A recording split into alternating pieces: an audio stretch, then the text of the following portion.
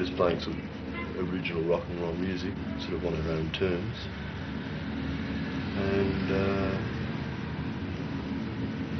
sort of looking how we want to. And sort of not doing it to any sort of set formula.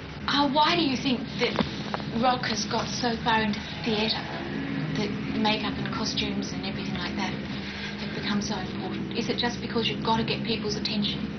Well, I don't see why people don't, really. I mean, if you put yourself on a stage, if you're in the theatre and you put yourself on a stage, it's absurd not to wear costumes or wear makeup because you're trying to represent something. If you're in a band, it's sort of pretty vain, really, of guys to stand up on stage in their jeans, being themselves, and expect that people are going to be interested in them being themselves. It's more relevant if people are going to watch you, they have got something to watch.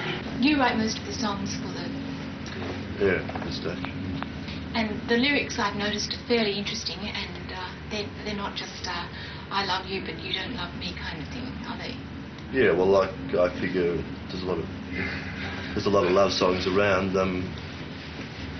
It's pretty hard to compete with guys like Barry White, so I prefer to write about other things. You know, well, personally, I find it more interesting. I mean, I write more or less about what I like and what happens to me.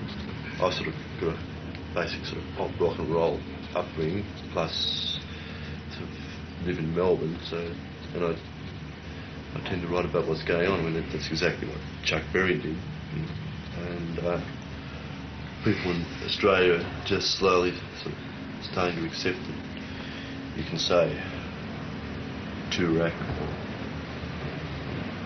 place name and they won't sort of freak out about it, you know. Oh, like in Adelaide, everybody says, that band that came over and singing all these songs about Melbourne, you know. But that's a good thing in itself. Red, you became quite famous when you appeared on Blind Date. What did you do that caused so much attention? They were all so nice about it that I had no choice but to be offensive, really. I mean, it's a really impressive sort of program. And at first I tried to encourage them to do it, you know, with some sort of compromise, because there's certain things I wanted to do, and since they didn't, I had no choice but to sort of assert what I thought was the best thing to do. Because I feel in that context, if you're going to be nice, you're going to be absorbed into their program. But if you're sort of reasonably nasty, or what they would call nasty, I mean, I like the whole business of, you know, all this ritual of kissing the girl after you've won her or she's won you. I prefer to bite her on the neck.